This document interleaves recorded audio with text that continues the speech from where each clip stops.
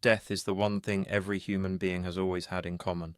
The great equalizer, the thing that no amount of money, power, or genius has ever negotiated around, until now, possibly. What happens to us, to society, to power, to meaning, to everything we have built our lives around, if that changes, not in 1,000 years, not in science fiction, sooner than you think, and in ways that should make you deeply uncomfortable before they make you hopeful.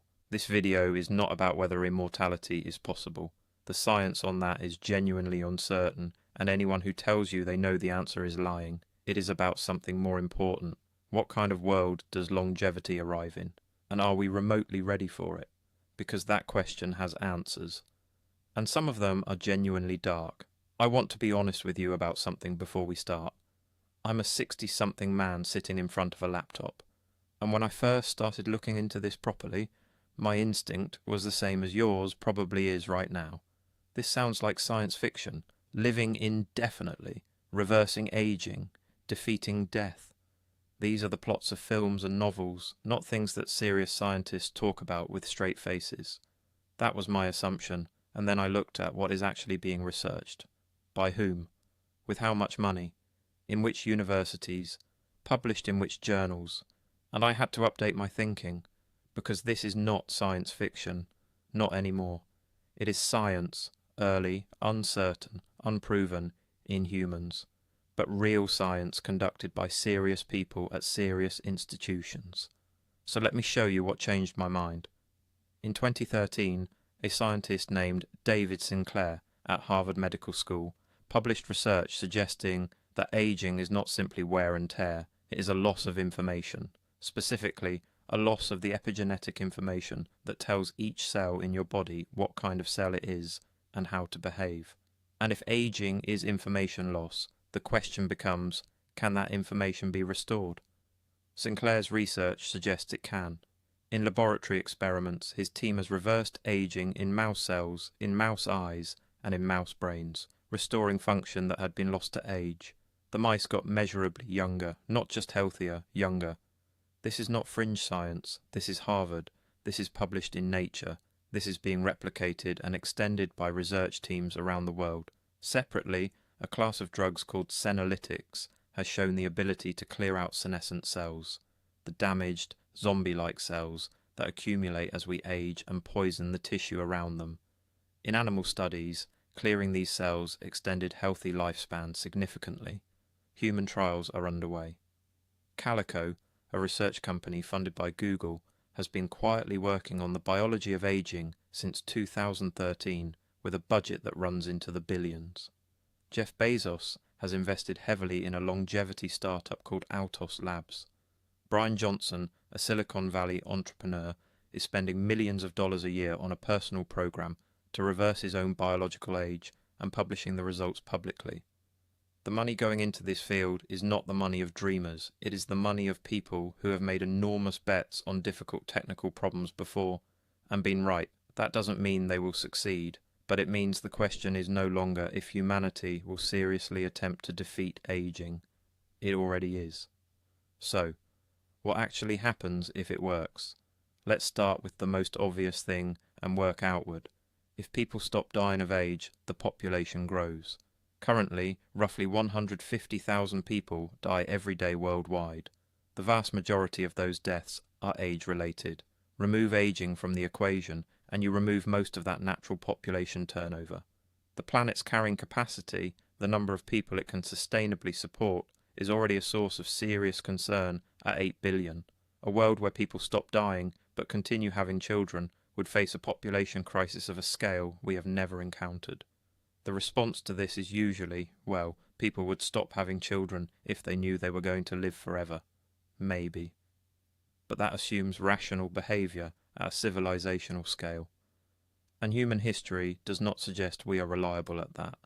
This is solvable in theory. In practice, it is one of the first enormous consequences that almost nobody in the longevity field talks about seriously. Now let's talk about power, because this is where it gets genuinely dark. Throughout human history, one of the great democratic forces has been death. No matter how powerful you are, emperor, dictator, billionaire, tyrant, you die. And when you die, Power transfers.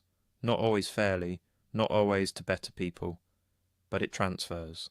The natural turnover of generations is one of the mechanisms by which societies refresh themselves, challenge entrenched interests, and prevent any single person or group from accumulating unchecked control indefinitely. Remove that mechanism and ask yourself, what happens to power? The people who are richest and most powerful today are also the people with the greatest access to emerging longevity technologies. They are, in some cases, personally funding the research. If a treatment that significantly extends healthy lifespan becomes available, who gets it first? Not you, not me, not the vast majority of the 8 billion people currently alive. The wealthy get it first, the powerful get it first, and they stay wealthy and powerful, not for a lifetime, for centuries. Imagine a world where the billionaires of today are still the billionaires of 2150, where the politicians who currently hold power have had 150 years to consolidate it, where the wealth gap, already at historically extreme levels, has had 2 centuries to compound further. This is not a conspiracy theory. It is the straightforward extrapolation of how new medical technologies have always been distributed, unequally expensively, with the gap between access for the rich and access for everyone else measured in decades. Longevity technology distributed unequally would not extend human life. It would create 2 species of human, and the long-lived and the short-lived, divided not by biology but by wealth. Let's talk about something more personal, meaning. Much of what gives human life its shape comes from its finitude, the urgency to do things while you can, the knowledge that relationships are precious partly because they are temporary, the way that death, our own and others, forces us to confront what actually matters, the way that generations turn over, that young people bring new ideas and energy and eventually replace the old ones, that society renews itself through the simple biological fact that humans die and are replaced by humans who grew up in a different world. What happens to ambition in a world where you have unlimited time? The things we achieve, we often achieve because we know we are running out of time. The artist who creates urgently because they feel the years passing. The scientist who works ferociously because there are only so many decades available.